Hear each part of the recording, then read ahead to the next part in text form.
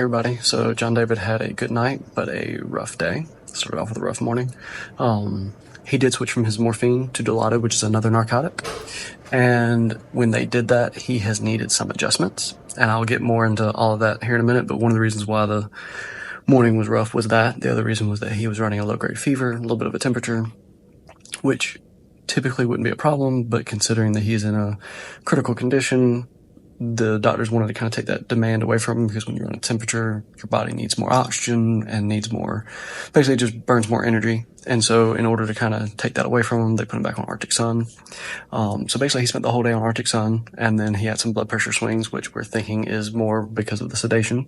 But there was a whole list of things that we had to kind of go through to make sure that it wasn't sedation first, which is we had to rule out chylus effusion, which is where basically his lymphatic system is leaking fluid into his chest, which would have been bad because, pulmonary edema.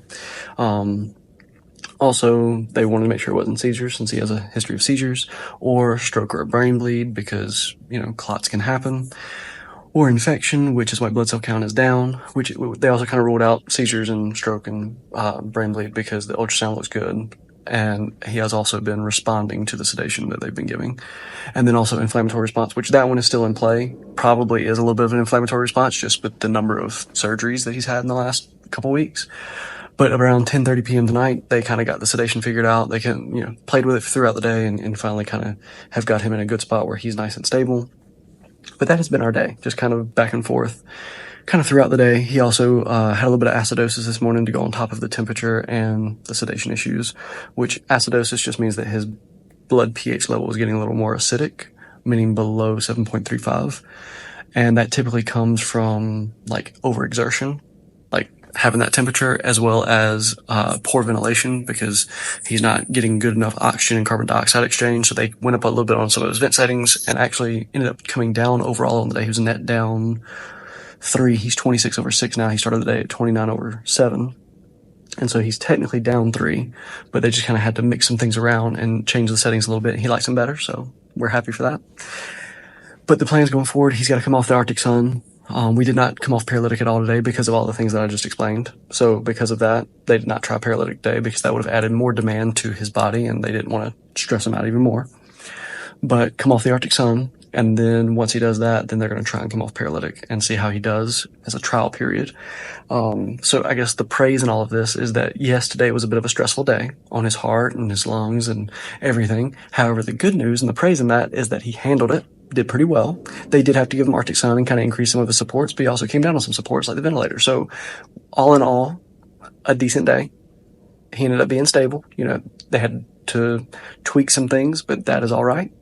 That's kind of how this journey goes. You don't really necessarily always have days that go as planned. For those of you who have kept up with us, y'all know that. And that's one of the reasons why we have the whole Choose Hope Daily. You got to choose hope every day, because every day is going to throw some curveballs at you, throw some monkey wrenches in the system. And so you got to kind of take it in stride. It's an emotional roller coaster, but please pray that he can come off the Arctic Sun and also the paralytic, and that his body can handle that demand, because both of them are going to require him more. It's going to require more of his body, require more demand. One, that he's going to have to control his temperature, and then 2, that essentially his muscles will start waking up. And then 2, that his systems will continue to do well, specifically his heart, his lungs, and his kidneys, that they'll continue improving, because again, they are kind of the keys to him getting better. And then 3, for all the kids and families with CHD around the world, just pray for them, because again, this is not easy, as y'all know, having followed this. But Hunter had a fun day at the beach doing what 3-year-olds do at the beach and just running around. And that's all I've got for y'all tonight. Hope you have a good night. God bless. See you tomorrow.